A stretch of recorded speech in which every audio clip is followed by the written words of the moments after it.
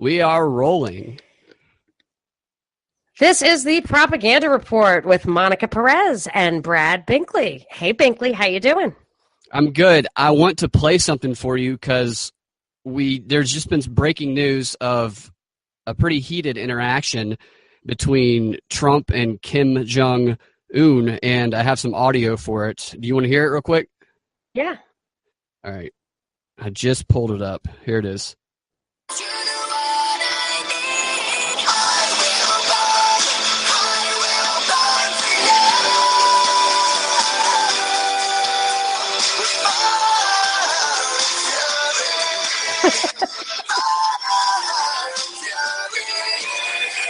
Is that Trump singing? Yeah, Kim Jong-Un was the higher pitched voice. But that was Trump singing. That Or were Trump. they doing a duet? Beautiful voice. It was a duet. It was kind of like because they're both on the same page. They're both threatening fire and fury. Yeah, they're both threatening ridiculous things. I read where Kim Jong-Un threatened an ocean of fire to South Korea recently or something. And then Trump countered with both fire and fury. Fire and fury. I think a Bible verse. Not in that order. Right. What does he say? Interesting. He said it's going to be fire and fury, the likes of which the world has never seen before. I don't mean to laugh at the North Korea thing. It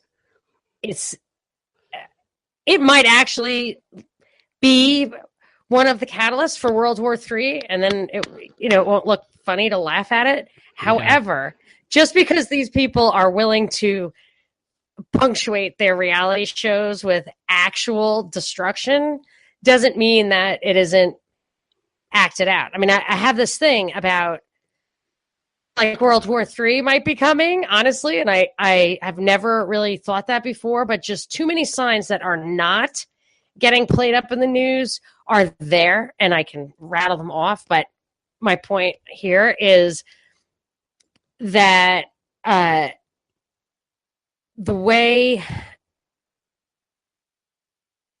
I lost my thought. You said that you see the signs in the news of World War III coming.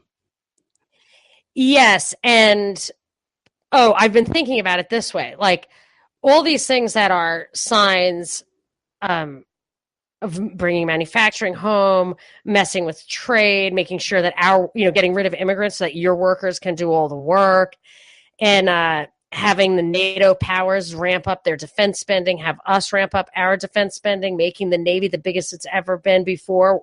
I think that's what he said he wanted to do, which is very important for the sea powers versus the land power. That even though you would think that all of this stuff indicates might be preparing for a war that our leaders want us to win. Otherwise, if this is really just a conflagration that is meant to step up the world government thing, like a la League of Nations after World War I, UN after World War II, if the true world authority is coming and they need a world war to make it happen, it doesn't mean that they don't actually want to have a really big, hot war and kill a bunch of people, even if they both Putin and China and North Korea, if everybody wants this war because it's great for concentrating power at the top, even if they all want the war, they got to actually have a war. So everybody needs to fight it. So you need to build up the defense spending that spends the money, that gets the banks going. And one big purpose of war is to kill people. So I'm not saying that we're not headed into some massive war, but I also think that North Korea is I think there's a good chance. The only thing that's ever made sense to me is that it's there because we want it there. It's a belligerent because we want it to be belligerent. That it's important for us to have a belligerent in Asia that's actually dragging us into an Asian fight like that. So, but for me, like the whole entire kabuki theater, whatever, the political theater that we've been witnessing from Trump to Kim Jong-Un and all these people, it's so stylized and over the top. It's so ridiculous the way that he is with this, the Korean guy with his crazy haircut and all the militaristic stuff that plays in, but they can say the same thing about Trump. Trump presents a very exaggerated image to us and to the world. And it seems like it's that thing that we were talking about before, like the stereotypes, the touchstones. If they can just make it like triggers, it's almost like they're symbols. They're exaggerated symbols of good and bad, east and west. You know, the way military propaganda, like a poster from World War I, really looks with a baby on a bayonet. You know, that's how I feel. So it's laughable on the one hand, but, you know, it's probably going to kill millions of people on the other. Right. What you're saying about the propaganda and the comparisons, too, is interesting. Because remember how his father, they used to say that he would play golf and get 18 holes in one? And he would shoot an 18 on a golf course. That was the myth. That sounds right. And I know he used to have, like, they used to say bring like truckloads of Hennessy XO in, which is a super expensive cognac, and they would show like the trucks passing, like people dying in the streets of starvation, and I knew they exaggerated stuff like that. Right. Well, Trump, we talked about this, I think, briefly a few weeks ago, but Scaramucci was given one of his only press conferences, and he was talking about the president, and he said something like, look, the president, I've seen this guy throw a football through a tire hole. I've seen him golf, hit birdies from, you know, putts nobody can hit. I've seen him in Madison Square Garden just shooting free throws from the top of the key, switch. The guy's a winner. Like, he's an amazing athlete. Then you juxtapose that with, look at Putin's pecs. Putin's got his shirt off again. And, you know, Obama used to wear a bicycle with a helmet, and Putin was riding a shark naked. But now, you know, you get to see that Trump's out of shape, and Putin's, you know, Trump's on vacation and Putin's on vacation, but Putin is skinning polar bears with his bare hands, you know, without a shirt on. And Trump's, that was interesting. You know, in Florida. But it's just these comparisons. And I actually tweeted out like this silly comparison of Putin and Obama, and now it's between Putin and Trump. And I think that Putin stuff might even have been Photoshopped, because he's always wearing the same. He always has his shirt off and is wearing the same green cargo pants, which maybe that's all he ever wears. But you know, that's his look. That's his signature look. Maybe the occasional backwards hat. I don't know, but you'd think he wouldn't always have the exact same thing on. Maybe wear a bathing suit when he goes swimming instead of cargo pants. I don't know. Now, I think he kills a shark and wears its skin as a bathing suit first. I did not fall for the riding a shark thing naked, or topless, but I did years ago. I started posting this stuff. I sent it to you, or I tweeted it. I don't know. I did a show on that, I think in 2013, where I talked about Putin shirtless, and it was like the same pictures as. Do you remember I just sent this to you? Yeah, the pictures look very similar. Very similar, but the funny thing is, at the time, I saw him, riding a motorcycle without a shirt on, or riding a horse without a shirt on. Had all these pictures of him doing stuff without a shirt on, and some of them were real and some of them weren't real. Obviously, him riding a shark without a shirt on was not real, but just like it was another time I was fooled by the fake thing. He was riding a snowmobile without a shirt on, and I was like, you know, I guess he's Russian. We can do stuff like that. When you're in Russia, you know. That's what you do when you hang out in Siberia. But well, this guy that you wanted to talk about today, I think that he is the antidote to anybody who doesn't want to have a baby, because he looks like the most evil person. He looks like he would eat your baby. Life. Yes. You don't want to. I actually, to be honest with you, I saw a picture of him, and I thought. Michael Chertoff. Right? Yeah, Michael Chertoff, where they demonized him, you know, like colored in his cheekbones and made his nose look big. You know, I just thought they were trying to make him look. And I looked up other pictures. And I was like, oh my gosh, that's what he looks like. Like that's just what he looks like. I honestly looked at several pictures. Yeah, and I was like, surely, you know, they just enhance. You know, like sometimes they would make Obama look blacker, and sometimes they'd make him look whiter. You could see on different covers of magazines, depending on what they were trying to say. I noticed it. And this, I was like, no, that's just him. Yeah, the guy looks evil. So he's a guy who Michael Chertoff was the Department of Chertoff, right? Chertoff. Yes. So he was the head of Homeland Security, I believe, at the end of Bush and the beginning of Obama. And he was, in 2001, before 9/11, he was put in as a general in the Justice Department. I think he headed the criminal division or something, which I kind of would have thought the Justice Department was like all criminal division. He was a judge. I looked up an article on him and it said Hillary's arch nemesis, to stay on as Homeland Security chief. He supported Hillary during her in the past election. I know. And then he came around and he supported her this time around. But what was interesting to me, so I just in the back of my mind knew he was probably a Podesta type or whatever, just somebody kind of deep state bureaucrat. That's what I kind of thought. But I think it might go a little deeper with this guy. I'm sure it does totally go deeper. I didn't go deep enough to know, but you sent me a YouTube video that I felt like he was laying out things that I had not realized about the beauty for these guys, the war on terror. And let me just back up to say that this all goes back to, or I often refer to the report from Iron Mountain, which, and I so many times have sat down, even today, I sat down and tried to write to summarize it, but it's so short. It's like 80 or 90 pages and every word is critical. So all I tell you is please, you could just look it up, read it on a PDF. It's so easy. And what it talks about is it's the possibility and desirability of war. And it talks about what war is for. And then if there's any way to substitute for war. And it has categories. There's 5 general categories that war is used for: economic purposes, political, sociological, ecological, and then cultural / scientific, which funny is that's one thing.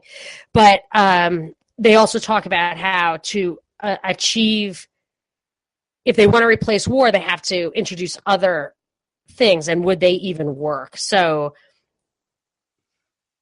they suggest substitutes for war. One thing you can do with war is undesirable people, unemployable people, the dregs of society. You can just either send them out to war and have them all killed, or just put them in the service. It's just a great way to get them out of society. And they say that in order to replace that, you'd have to have some other euphemized form of slavery. And then around this time, we started getting slaves to debt, slaves to drugs, that kind of thing. And these are the drug war, and then the war on terror. But they were trying to introduce substitutes for war. And to me, because of nuclear weapons, made it unlikely you were going to be able to get away with starting World War III, because nobody would take the bait, nobody could win, and all that kind of stuff. Then now they start talking about limited strike and whatever, but it took them a long time to try to introduce that. So anyway, these guys. So when I saw the war on terror, I thought, and it's just around the time that that started popping up, was when this said, hey, we've got ideas, we don't want to write them down. This is where they said environmentalism would be one thing that could get people to rally around a world government or whatever.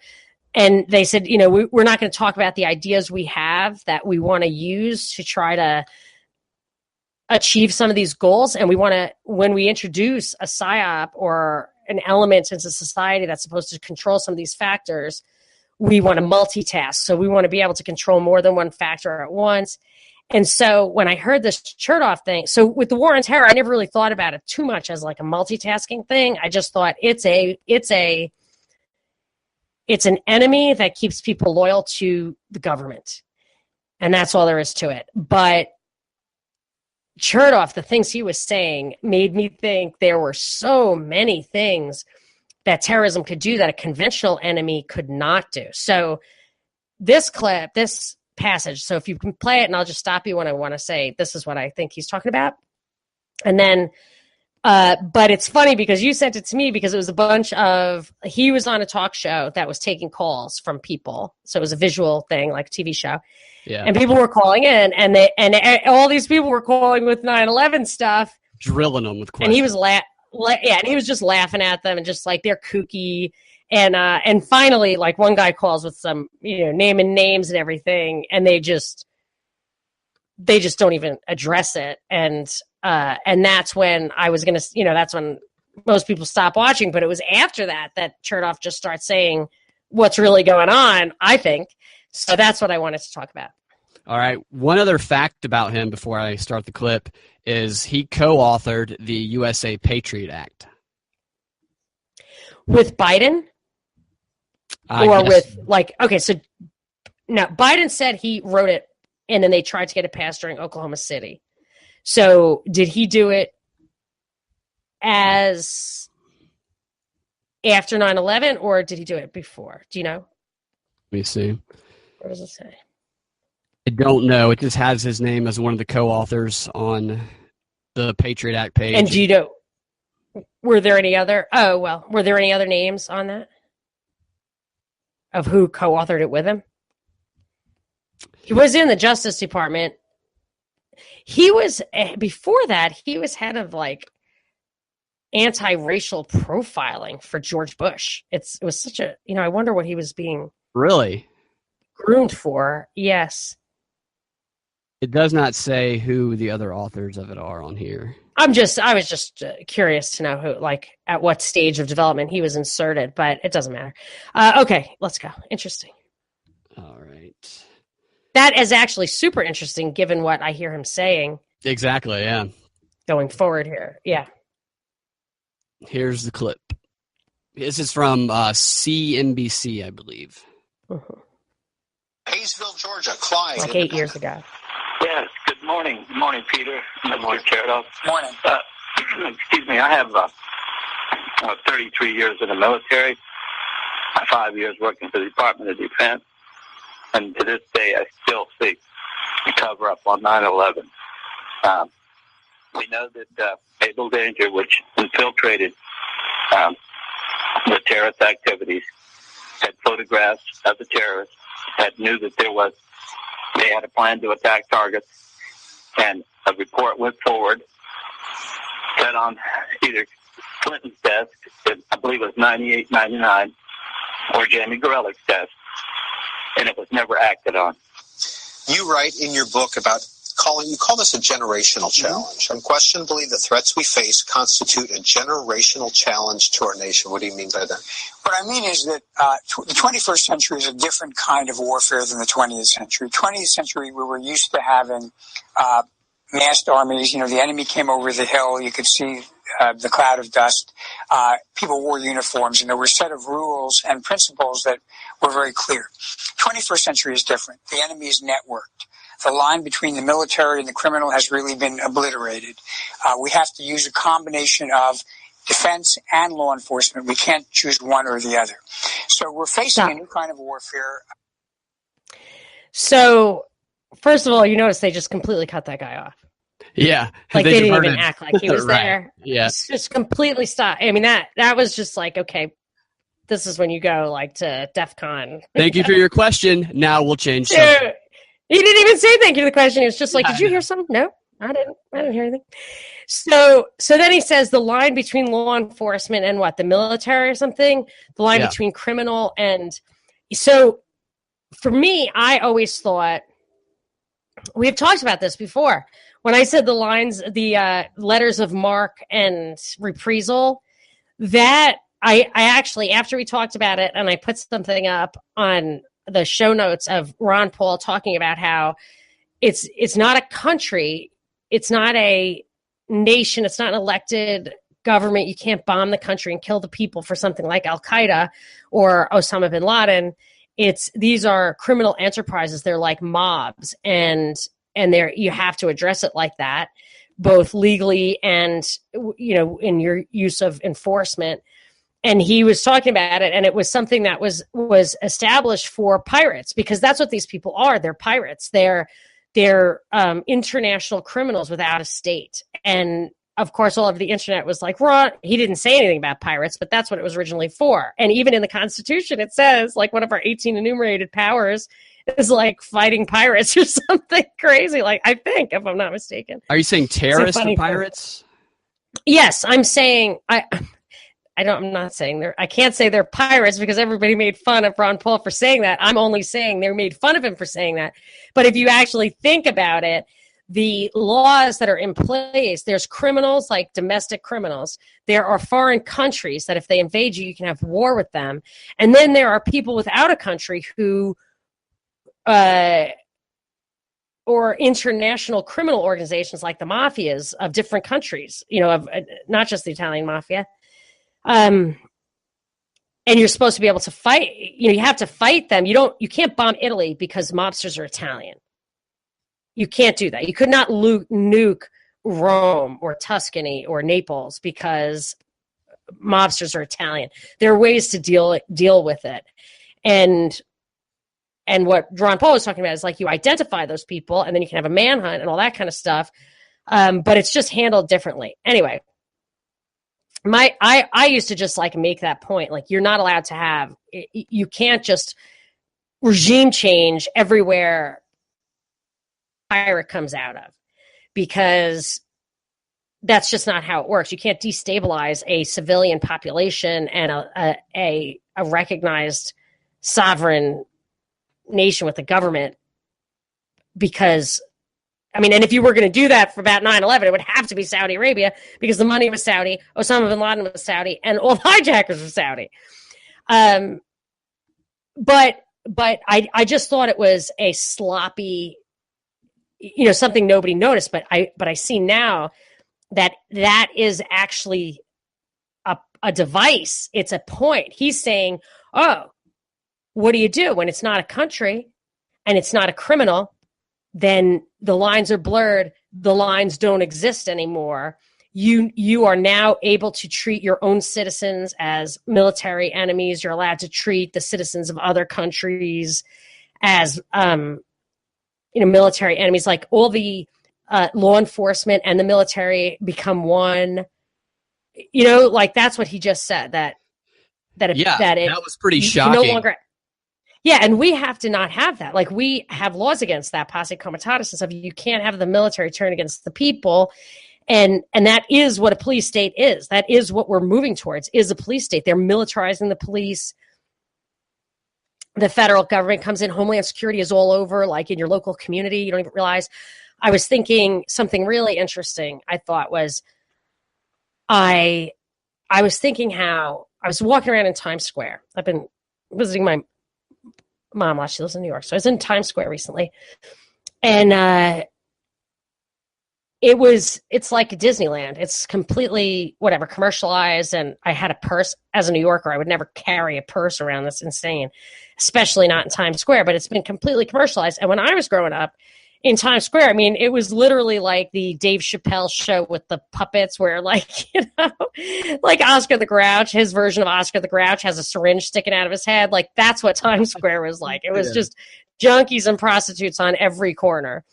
And you would never walk around with anything. I used to literally wear like a bomber jacket because I stupidly, or maybe correctly, thought it would stop a blade. Because I used to live in a poor neighborhood. I had no money, so I lived in Hell's Kitchen.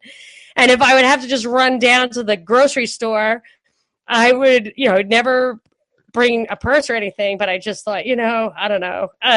Maybe it was like false sense of security, but that's how bad it was. And so when I was down there now, it's like, oh, well, why didn't they just have massive amounts of cops back then? Like, that's just stupid. And I thought, well, they didn't have massive amounts of cops because that costs a lot of money, and they didn't have a lot of money. And I thought, well, why didn't they borrow money? And I thought they did borrow money, and then they went bankrupt, like in the 70s, earlier than, I lived there much later than in the 90s, but in the 70s, they did go bankrupt. And a city or a state or municipality can go bankrupt. There is an upper limit to how much money they can borrow, how much they can spend, how much police they can really put on the ground.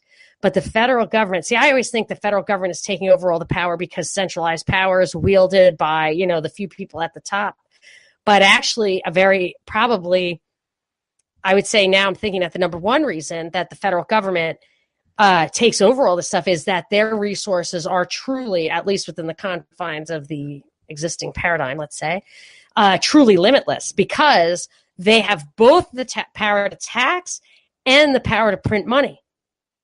So there is absolutely, in the foreseeable future, we have like 100% debt to GDP ratio or more. We have like $20 trillion in debt and less than that, I think, in GDP. I don't know. I haven't looked lately, but it's around that. I personally think we could probably, with extremely low interest rates, have double that. I really believe that we could, before we went bankrupt, we could really break records on how much debt we could sustain at the federal level. And that's how they can finance all this stuff. That's how they can, because in New York, I mean, you can't jaywalk anymore. You can't smoke in a restaurant. They'll drag you out by your hair and beat you with a baton.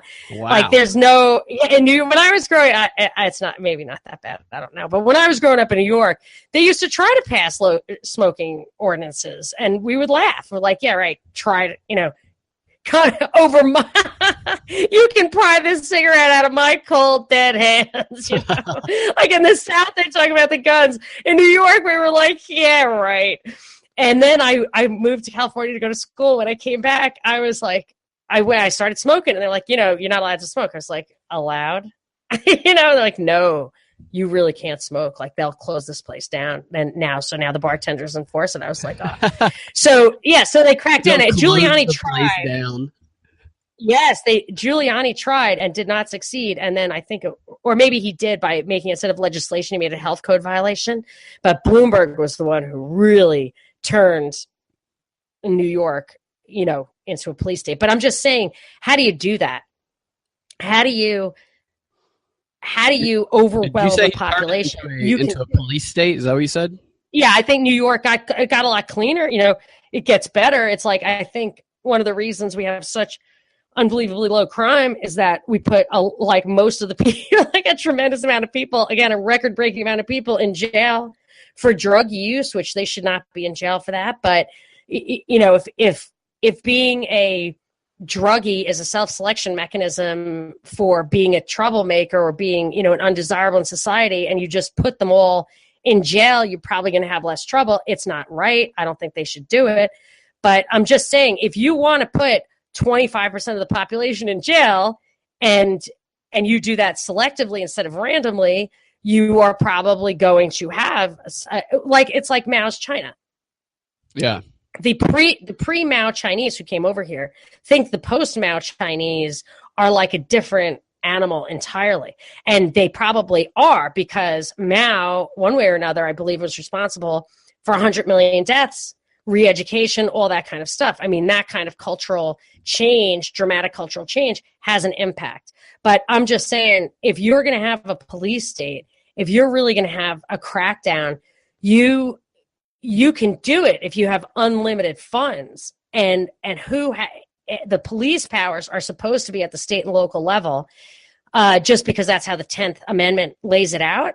And I don't know if our founders thought about it or not, but that in itself puts a real limit on how much money you can spend, simply because the economies can't support. That's just a deadweight loss to an economy. It's not productive. It's security. It's spending money on the locks of your grocery store, not on the inventory on the shelves. It's a total loss as far as productivity is concerned. So you would weigh down an economy if you spent all the money that we spend. But we have this little scam going on at the top where they tax, they print, they keep the interest rates low. All of that stuff is in the control of the federal government. And that really means they have, for all practical purposes, in the short run, if they're trying to put a complete totalitarian state in place, they can limitless resources for that. Sorry if that was too long-winded, but it was just an insight I had recently, and I think it's relevant to what this guy's talking about. Yeah. Do you want me to continue playing the clip?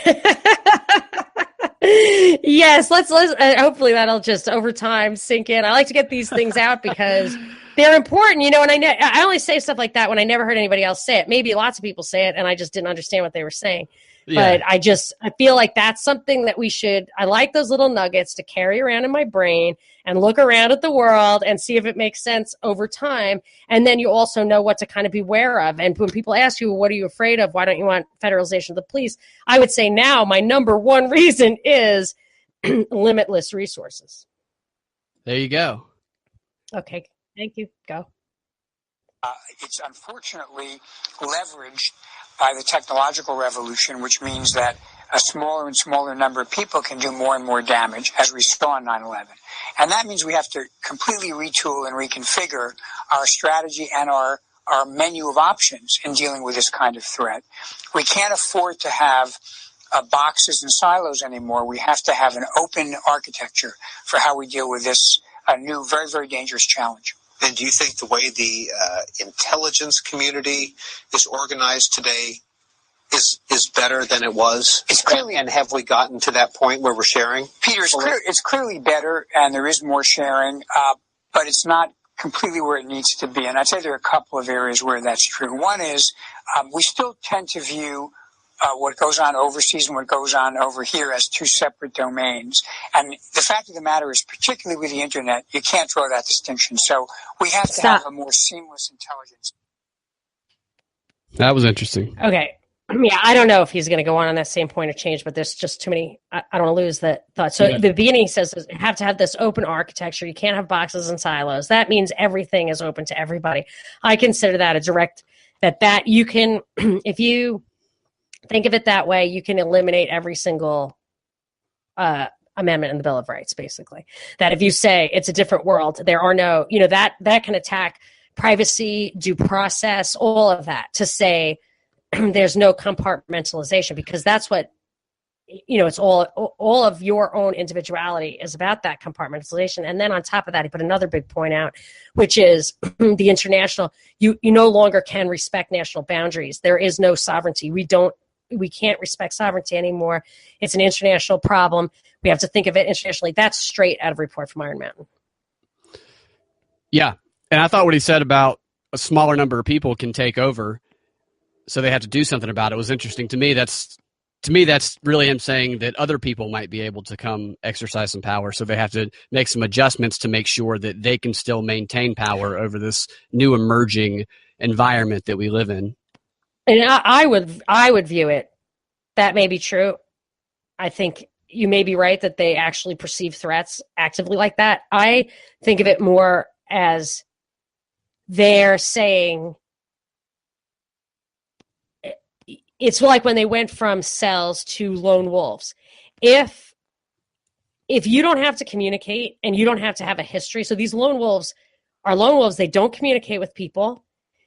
And they have no history whatsoever, right? So, how are we supposed to stop these people? They have no criminal background. Like that's the latest false flag MO. And if they can say that kind of stuff, they can preemptively take your rights away. They can preemptively target you. No group is too small. No individual, even, no individual can be an island. Like, no, you can't have the concept of sovereign citizen, which actually someone pointed out was an oxymoron. If you're a citizen, you're not the sovereign. But you can't be, master of your own domain, if you will, by if you as an individual can be a real threat to the big picture. You know what I'm saying? Otherwise, you could just have border security. You could have the Iron Dome of Israel. You could have, Smedley Butler's Amendment for Peace, where you have 750 miles in any direction, and you could actually shoot stuff out of the sky, Star Wars, all that kind of stuff. You can't if any individual is that much of a threat. Thank you. Right. I thought it was interesting also that he mentioned the internet, and you said this was like 8 years ago, this interview. Yeah, his book came out, I think it was 8 years ago, and they're talking about his book, and this interview itself was uploaded around that time. So, yeah. He mentioned that in correlation I guess. or in connection to the intelligence agencies and how they're not where they're better, but they're not where they need to be. And he was relating that to the internet, which is, that's the changed environment. The internet has transformed the world. The intelligence agencies aren't where they need to be. To me, that tells me that's kind of foreshadowing the total information control thing, where the intelligence agencies need to adjust to take over. Yes, sorry, I totally flagged that. I was thinking total information awareness. And that actually was, I don't know, I'm sure Chertoff was around during that time, but there was a total information awareness program under Bush that was shut down by Congress. I think it was before his stint as Homeland Security, but it might not have been. He took over for Ashcroft or whatever that guy's name was. So that's really interesting to me because he's involved in what we're going to talk about later, this Hamilton 68 thing, which we'll talk about later, but is also related. I meant to do some homework on that. Dang it, you're going to have to. Control. But yeah, it's related to the same type of stuff, to taking over control of the information on the internet. So I find this very interesting. I'm going to back the clip up a little bit. Yeah, for sure. Sorry, yeah. All right, you ready? Yep. Strategy and our menu of options in dealing with this kind of threat. We can't afford to have boxes and silos anymore. We have to have an open architecture for how we deal with this new, very, very dangerous challenge. And do you think the way the intelligence community is organized today is better than it was? It's clearly, and have we gotten to that point where we're sharing? Peter, it's clearly better, and there is more sharing, but it's not completely where it needs to be. And I'd say there are a couple of areas where that's true. One is we still tend to view what goes on overseas and what goes on over here as two separate domains. And the fact of the matter is, particularly with the internet, you can't draw that distinction. So we have to have a more seamless intelligence capability. The second thing is our legal principles have not kept up with the new challenges. One of the problems I think we faced right after 9/11 is rules had been written for dealing with foreign intelligence and how we surveil it. Back in the days of, we were worried about the Soviet Union or other countries, and while we still have concerns about nation states, the issue of terrorism is now equal in importance, and we didn't have a legal model that helped us deal with that. So one of the things I think Congress hasn't done and needs to do is to actually sit down and think through in a bipartisan way, what is the legal architecture we need to deal with this 21st century challenge? That's really interesting. He's saying let's change the Constitution. That's terrifying. Yeah. It's not even the Constitution. He said legal principles. I have a book. As soon as I saw it, I knew I had to have it. I think it was called Rule of Law. And it's an old book, but it's a study that covers the emergence. I think of it as an organic emergence. Some people would call it an evolution, but I feel like human nature, the principles of society are immutable, whether they were handed down by God or they are come up from the bottom, from our own, just Mother Nature. I don't know, but there's a right, there's a moral structure for human society that is objectively true. I'm an objectivist, and a lot of people are subjectivists, and I think subjectivism is ruling the day in today's day and age, but I'm not. I believe that it is ours to acknowledge and discover, and I think that we, over the 10,000 years of human civilization, we have discovered those things. They are highly stabilizing. I think we've had the monumental thinkers. I mean, I guess Socrates would be the pivot point.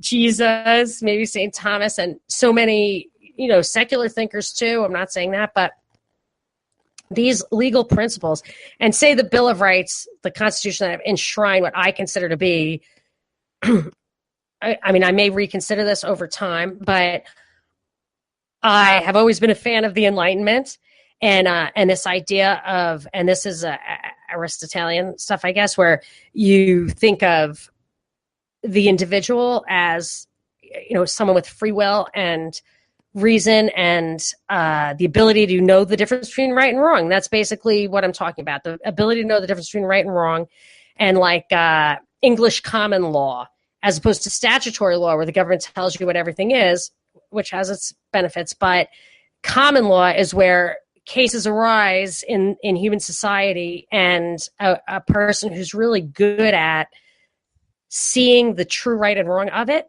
makes that ruling. And that is not an establishment of law. It's a discovery of law. That's how I think of it. And so I like the Enlightenment. I think it's possible that it's exploited, that libertarianism and individualism is exploited to justify, I don't know. I think like Coke taking over Cato, you'll see Fox News and their libertarians, like they focus on fighting to the death for no minimum wage, but they completely ignore, bombing Syria. So yeah. I feel like that you can pick and choose these individualist tenets, principles that you'll fight and die for. I think it has to be holistic. It has to be a body of freedom. But I do believe in that. I think that the Enlightenment was a step forward. That I do think in this discovery of the true law. And I think that we're probably in a period of regression. But to say that you want to rewrite legal principles, Vattel's Law of Nations, which our founders used for the Constitution, it was about international, sovereignty. And the Law of Nations is not really a law that's enforced by an international police force or international army, but it is a law nonetheless. It's law because it defines the relationship, the proper order of the relationships. He didn't invent it. He didn't make it up. He didn't think of a system. He's just laying out what is true. And that's what I think of as legal principles. I think of the Constitution that way. I think of the amendments that way. And to say, it really makes me crazy. And this comes out of the right a lot. I think, you maybe get that from National Review a lot, where they say, and this makes me insane, because the right is where Republicans are, voters who say they believe in the Constitution, say they're objectivists, but their thought leaders are saying things like, but George Washington didn't have to deal with Al-Qaeda.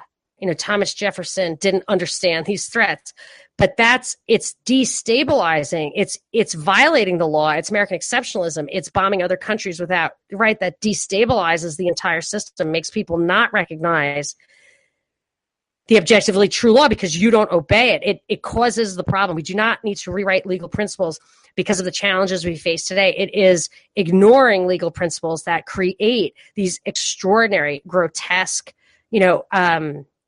exaggerated problems. And I think nothing could be more dangerous in my mind from a political point of view than someone like him saying we need to rethink our legal principles. That's what he said, our legal principles. For him to our legal that too, but he said principles. Oh yeah. Yes, and that should go like that. The host was not horrified and said, whoa, yeah, that to me is scary. Well, he said principles, and then he said architecture, and then he said principles again. The reason I noticed that, or that stood out to me, is because when you say principles, maybe you might be saying we change one or two principles, not saying that's okay, but when you say architecture, you're saying we're transforming the whole damn thing. Well, the fact is, right, it both goes hand in hand, because if you don't change the architecture, it doesn't matter if you have a philosophical discussion in Congress. But it really, like this criminal justice thing, somebody called in to the WSB show and said, I think it's a foreigner originally, and he said, maybe he just had a foreign name. I can't remember. I hate to I love foreign. Remember stuff like that wrong. He was a fan and a libertarian and stuff like that, but I don't want to put on him that he was coming from the outside when maybe he wasn't. But he said, but what he was saying was about like that the criminal he said he was all over the world. I can't remember if he grew up someplace else. He was all over the world, and that we still have the best criminal justice system. And I absolutely I acknowledge that, at least as far as I'm familiar with it, but I absolutely see it changing with things like parallel construction, where they want you for a crime, they illegally got some evidence, so they try to get the evidence legally through another channel, or maybe in a similar kind of thing, they like Sachtleben, a guy who was a whistleblower on the FBI, got put in jail for kiddie porn. Nacho, who wouldn't let, he was the CEO of Quest Communications. He would not let the Bush administration put in warrantless wiretaps, and he went to jail for insider trading. And he said, I was framed for this other reason. And the judge said, maybe, but you can't even make that argument because it would be a violation of national security. The guy went to jail for 4 years for that. You see this stuff happening, and, you know, you see stuff at like Gitmo, which I didn't really care too much about. It's not a lot of people. I don't really know what's going on. But you see that even though they're not Americans, and people say Americans don't have rights, I, of course, say rights are God-given. But you see that, and it's clear from the beginning that that is set up to get you used to it. Like Snowden was there to get us used to no Fourth Amendment. Gitmo was there to get us used to no Fifth Amendment.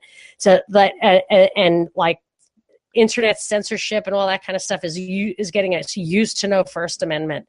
That's what these things are all there for. So if they change the actual, what you're talking about, architecture, then particularly due process, trial kind of stuff, that is where you can just disappear and never be found again. And that, you're right, that's the super scary part.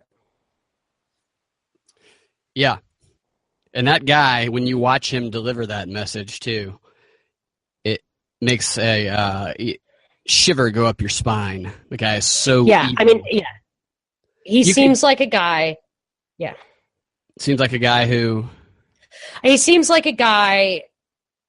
who's doing a job. He's not a guy.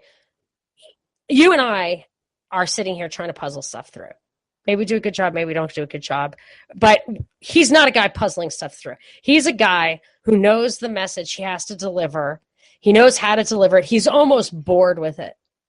And he knows that you have to go from A to B to C. You have to have some false flags.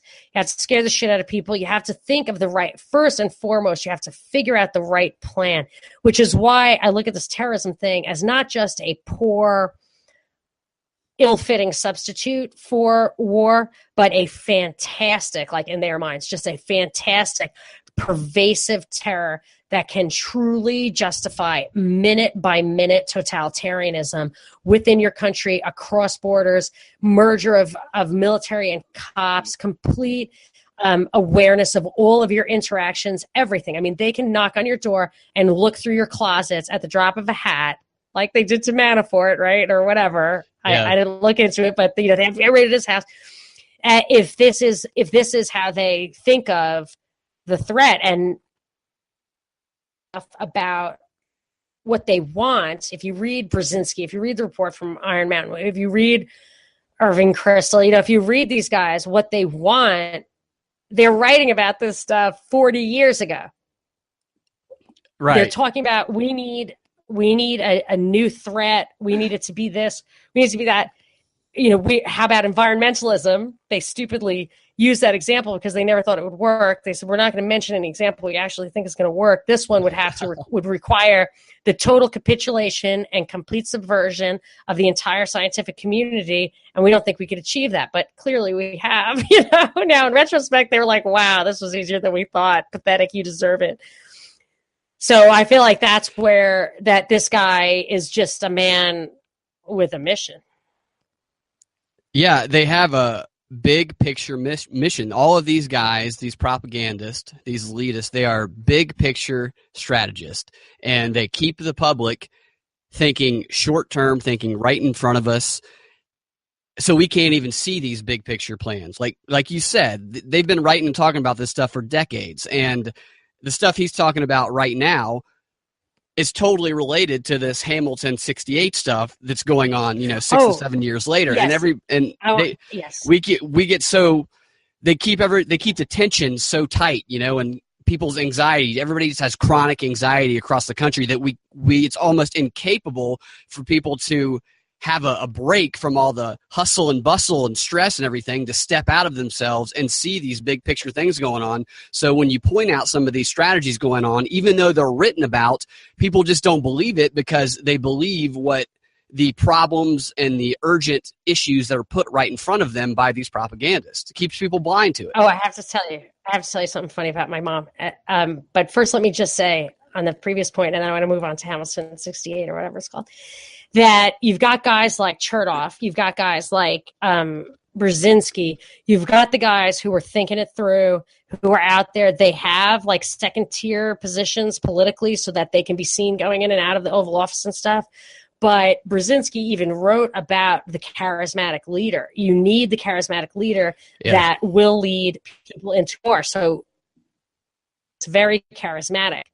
Trump is very charismatic. Yes, he is. And, you know, neither of those guys really need to know that Chertoff has been, you know, is the end of a long line of conspirators who have a, you know, when you read what some of these think tanks put out about global governance or,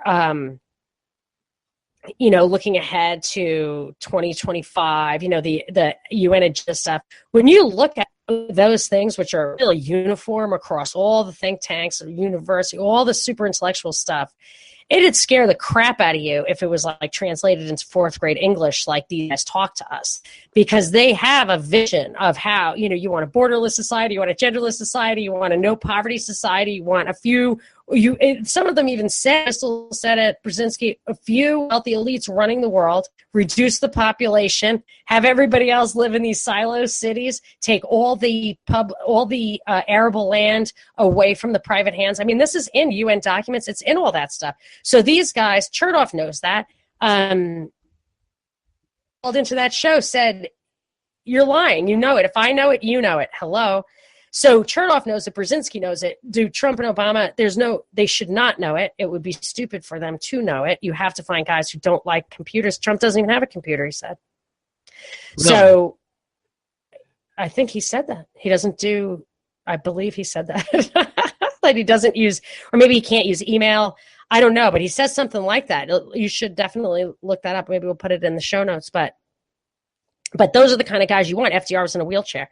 You know, they don't want guys who have access to outside information, who are super go-getters. Like Obama used to do his reports starting at 2 a.m. before they were due. This is not a guy who's like, I just have to find the truth, dagnabbit. You know, like he's a guy like, hey, man, let's party. You know, I don't know if it's a party, but I'm just saying, like, these are not the face guy, the charisma guy, the guy who's delivering the message is not the guy. Chertoff is the guy who knows. Okay, so now I want to tell you the funny thing about my mom.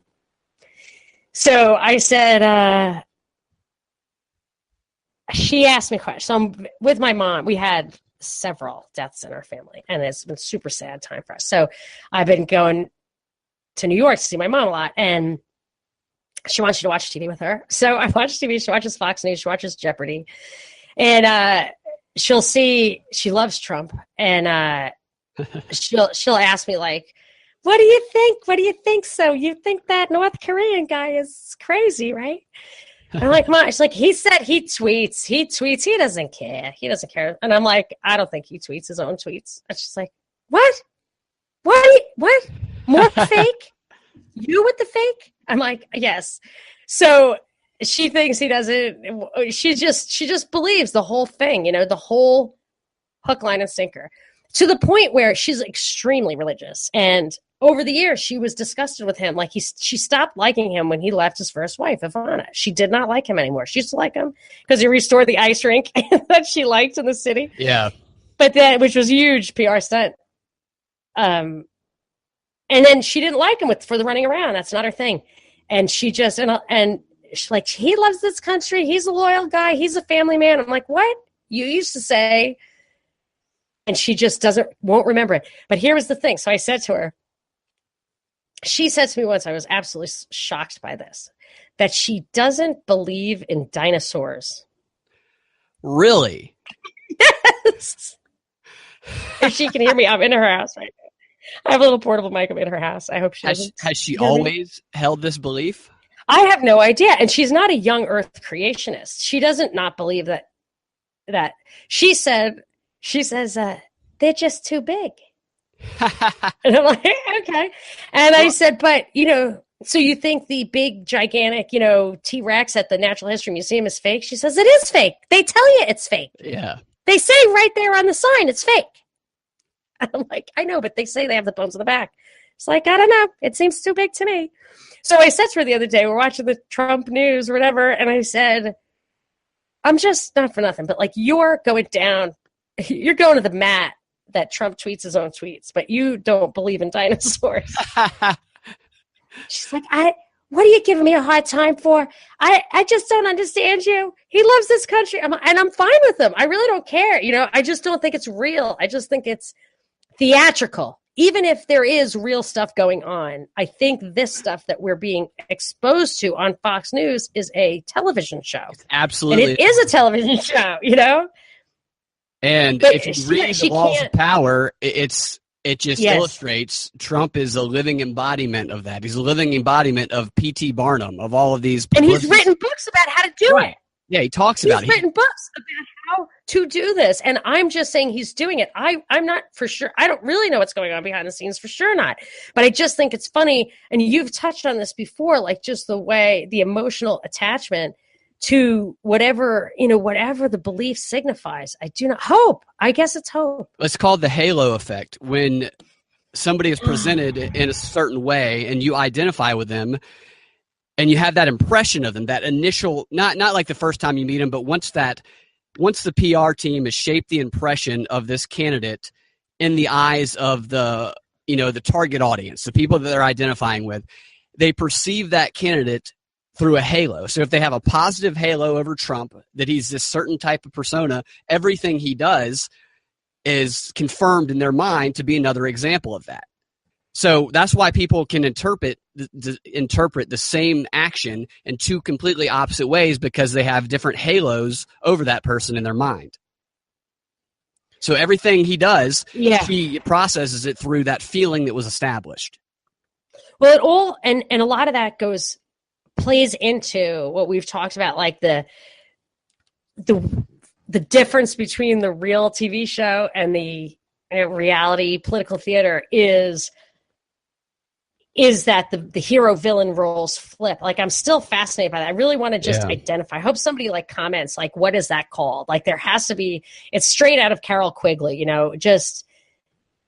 it's just, the nature of the two-party psyop that actually it's really a fine line, because when you go to a movie, everyone in the audience sees the hero as the hero and the villain as the villain. Everybody. Right. It's the same perspective, except for maybe a complete psychotic. But yeah, they've just really drilled it. So my mother feels like there's an all-out battle because half the people vote one way and half the people vote the other. And I said to her, no. They arrange it that way. They know where to draw the line to get half the people to vote one way and half the people to vote the other. Yeah, they do. They do. You know what I mean? They would just change. They would just move the line. If they had to move the line to the right to get it to be half and half, they would. They're trying to move it to the left to be half and half and lurch both left and right to the left. But it's not like there are two completely idealistic candidates who just get out on the stump and say what they think. And by coincidence, 60 million people vote for one and 60 million people vote for the other. Cambridge Analytica tells those archetypes. Yeah, and Cambridge Analytica tells Trump, if you say this, you will get more people than you alienate. You will gravitate towards the center where you can get half of those votes.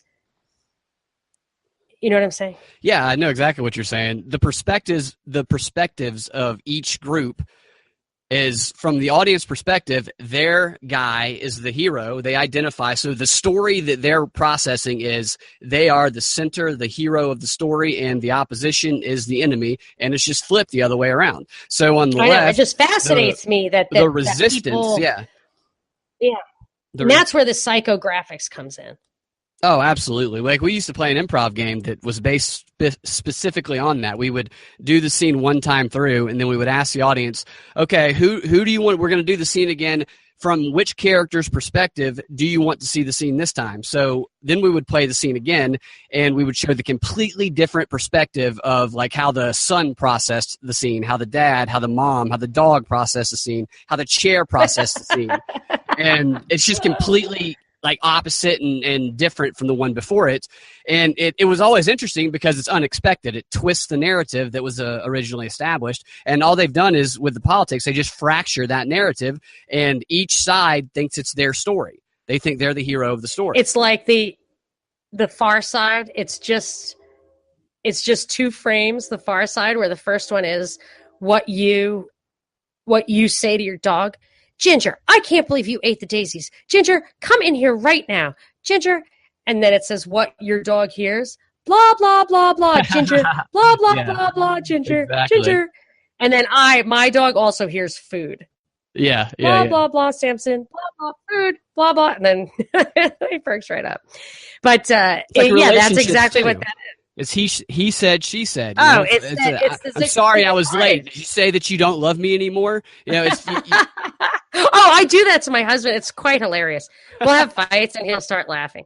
But I'll say, my father started it when I was growing up. Like, he would say something and you would say something, and he would say, up my what? And you'd be like, but I didn't. Because whatever it is that you were saying after he corrected you was up yours, Dad. You know, he'd just always say, up my what? So it's pretty funny. But yeah, that's the perspective thing. And that's why I really want to read that Preparata book on the ideology of tyranny, because he talks about how in the 1980s they introduce intentionally into American politics divisiveness, because there's a bigger point to like the movie versus politics thing. In the movie, everybody's on the same side because we all know right and wrong, and we're all in the same culture. I'm guessing if you played that same movie in Iraq or China, they don't get it. Like, if you watch those foreign movies, sometimes they're weird. Even if you watch Do the Right Thing by Spike Lee, I was like, how is that the right thing? The pizza guy didn't do anything to you. You know, like, I just like, what? The cop killed the guy. You know, why hurt the pizza guy? I didn't get it, you know, and I'm not sure I really do. I think it was actually trying to undermine objective right and wrong and making a collective right and wrong. Yeah. But so that the movie thing, so politics is deliberately avoiding those things that unite us, which is what, like, if you look back in the 50s and stuff, it didn't even occur to the para-elite until people like Harold Laswell came along that you could change the underlying assumptions. Yes. Yeah. And the underlying assumption was, we all have these values, and in order to get people to vote for you, you must appeal to their values. And then somebody came up with the idea, I think it was that you could actually get them to hate each other and prey on that. It was a part of the pot, but now it's all there is to it. There's no content even. You know, you don't even know what the policy differences are. Trump's policies and Hillary's policies, at the end of the day, the outcome 4 years from now, who the hell knows? Has nothing to do with policy. Nothing. I was thinking about this the other day. R or the D or the blue or the red or who won. You know what I mean? None of it. Yeah, go. People are so fired up about the resistance or whatever their side is or whatever their movement is, this national conversation and this national divisiveness and fighting that's going on. They're so fired up about it. But if they really cared about these social issues that they're being driven to fight about, that they think, you know, I saw a headline, Trump's all-out war on the LGBTQ, or whatever the letters are, community. And I'm like, all-out war, really? But if people really cared he's got a Tommy gun on the front steps of the White House, and he's just invited them all there for a protest and then just mowed them all down, had the SWAT teams behind them. Just ridiculous. Yes. So, like, just complete slaughter straight out of Iran. They ripped his shirt off, Putin style. Yeah. I guarantee you ask these people, well, what's your local policy? Like, what are the local laws related to these issues that you care about? They would have no idea. And if they really cared about these issues, they would find out what the local laws about these issues are. What are the laws that people are worried about? Yeah, they would go to their local, you know, hearings. They would get involved at the local level, and they would help, you know, implement local policy that helped accomplish these things that they think they're fighting for. But really, they have no idea. It's flavor. They just don't like. They don't like that he doesn't like them or something. But the hyper political identity stuff is quite unlikable. But the guy who called into my show, the WSB show, that you completely identified because he once attacked you personally. Oh, yeah. Jeff. And he called and he said that the problem with Trump was that he was dividing this country. And I've heard that many times, maybe, and they call their thing indivisible, right? They call their thing indivisible. That's interesting. But that he's dividing this country. But what does that mean? You know what I mean? It's his personality is so strong, it can create a polarity among 320 million people? I mean, is that what they're saying? Or because is he legislating? He's not a legislator. I don't think Jeff. So what is it that he's doing? He has a polarizing personality. Jeff said he's got to go because he's dividing this country. Jeff talked for 1 minute, and one of his sentences was that. Yeah, no, I mean he said that, but I said, yeah, okay. I don't think I said he's not dividing this country. You are. I don't think Jeff I don't think he meant that Trump is intentionally polarizing. I think he meant that he's dividing this country by his all-out war on the LGBTQ community, like stuff like that. I think he genuinely believes. But what does that mean? What does dividing this country mean? What does Jeff mean by the phrase dividing this country? What does he mean? I don't know. I want you to tell me. I think that he means that there is a large portion of the country, slightly less than there is people who side with him, that are white nationalist racists that hate gay people. I think anybody who aligns with Trump, who supports Trump, or who doesn't openly oppose him, I think those people are compartmentalized or categorized in his mind as evil people who want to destroy his community and take America back 100 years. That's how they made it. They make it a simple categorization so that people can fight with each other and have easy things to fight about. If any complexity or gray area comes into it at all, then people start thinking and asking questions, and they can't be at each other's throats. So they keep it super simple like that. It goes back to, I'm reminded of the Stevie Wonder thing where he said, let's hear 3 cheers for unity. I mean, I don't even understand what that means. Like, what happened to diversity? Is diversity and division different? You know what I mean? It's like it's self-contradictory, and it will make a schizophrenic society if that's possible. But this idea of dividing and its opponent, I mean, that is clearly a dialectic. Die meaning to. I'll have to look up lectic. Someone knows it. Someone's listening saying it means blah, blah, blah. So it's clearly a dialectic of dividing and unity, division and unity. That is so if you have a synthesis of that, I mean, they're true opposites, but I mean, you have to assume that the synthesis is a collectivist. It's not going to be individualist. It's just, there's something to it that's, it doesn't mean anything on its face, but it really must mean something for the long-term plan, IMO. Oh, I think so too. I think it all means something for the long-term plan. They have a bigger picture. I know, but we're trying to figure out what it means. I'm not good at that. I'm good at the flags. I'm good at the big, big, big picture, and I'm good at the teeny tiny picture. But it's all the junk that happens in the middle that I'm just like, I don't know what, I just don't know. Very interesting. Okay, well, we'll have to continue this conversation another time. We have a show this weekend, and we'll be back with more Propaganda Report next week. This is Monica Perez. Goodbye, Brad Binkley. See you later.